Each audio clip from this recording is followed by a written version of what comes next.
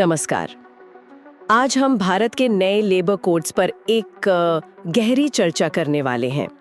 हमारे पास जो स्रोत है वो बताते हैं कि कैसे करीब 29 पुराने कानूनों को सिर्फ 4 नए कोड्स में समेटा गया है। तो आज का मिशन है ये समझना कि ये बदलाव सिर्फ कागजी है या वाकई काम करने के तरीके को बदल देंगे। बिल्कुल, ये बहुत बड़ा बदलाव है। सोचिए, हमारे कई लेबर कानून आजादी के वक्त के थे।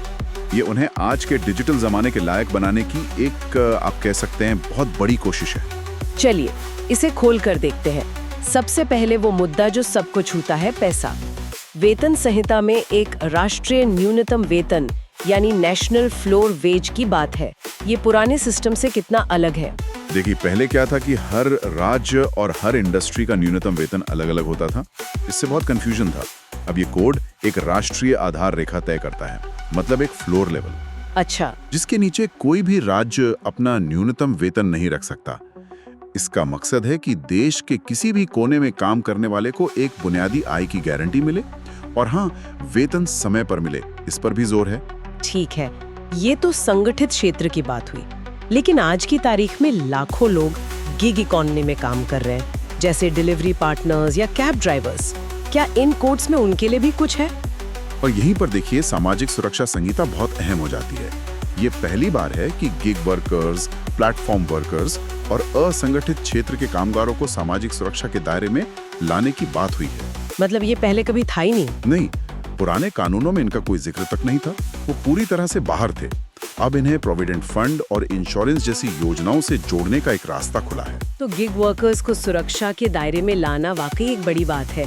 लेकिन जब हम स्थापित कंपनियों की बात करते हैं, जहां हायरिंग और फायरिंग के नियम होते हैं, वहां इन कोड्स का क्या असर पड़ेगा? मतलब रोजमर्रा के कामकाज में क्या बदलेगा? यहाँ पर औद्योगिक संबंध संहिता तस्वीर में आती है और इसमें एक बहुत बड़ा बदलाव है। अब 300 कर्मचारियों तक की कंपनियों को उन्हें छटनी या बंदी से पहले सरकारी इजाजत की जरूरत नहीं होगी। अच्छा, पहले तो ये सीमा बहुत कम थी, है ना? जी, पहले ये सीमा सिर्फ 100 थी। तो इसका मतलब है कि मध्यम आकार की कंपनियों के लिए फैसले लेना ज्यादा आसान हो जाएगा? हाँ बिल्कुल, बिजनेस एक जरूरी सुधार मानते हैं जिससे वो ज्यादा लचीले बन पाएंगे। लेकिन हाँ, ट्रेड यूनियनों की चिंता है कि इससे कर्मचारियों की नौकरी की सुरक्षा कम हो सकती है। तो शायद एक संतुलन साधने की कोशिश है। जी, इसी कोड में एक और अच्छी बात है कि फिक्स टर्म कर्मचारियों को अब सिर्फ 1 साल काम करने पर भी ग्रेच्युटी का फायदा मिलेगा। पुराने कानूनों की बात करें तो मुझे 1948 का फैक्ट्री एक्ट याद आता है। वो तो सिर्फ फैक्ट्रियों पर लागू होता था। लेकिन आज तो लोग IT पार्क से लेकर खदानों तक हर जगह काम करते हैं। क्या ये नए कोड्स इन सब के लिए एक यूनिफॉर्म सेफ्टी स्टैंडर्ड बनाते हैं? आपने बिल्कुल सही नब्ज पकड़ी है। व्यावसायिक सुरक्षा और स्वास्थ्य संहिता ठीक यही करती है। ये दर्जनों पुराने सेक्टर विशिष्ट कानूनों की जगह लेती है और अब सभी कार्यस्थलों के लिए एक समान, मतलब यूनिवर्सल सुरक्षा नियम बनाती है, चाहे वो दफ्तर हो या कंस्ट्रक्शन साइट। और इसमें क्या-क्या शामिल है?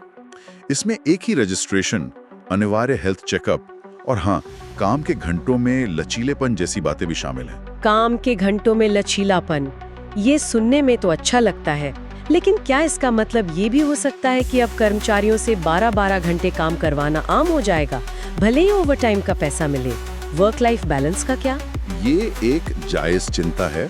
कोड कहता है कि हफ्ते में काम के घंटे 48 ही रहेंगे और 8 घंटे से ज्यादा काम करने पर 2 गुना ओवरटाइम देना होगा। तो इरादा लचीलापन देना है, शोषण करना नहीं। लेकिन हाँ, इसका जमीनी स्तर पर अमल कैसे होता है, ये देखने वाली बात होगी। ठीक है, तो हमने वेतन, सामाजिक सुरक्षा, औद्योगिक संबंध और सेफ्टी, इन चारों पहलुओं पर बात की। जब हम इन चारों को एक साथ जोड़कर देखते हैं तो इसकी बड़ी तस्वीर क्या बनती है? सरकार का असल मकसद क्या लगता है?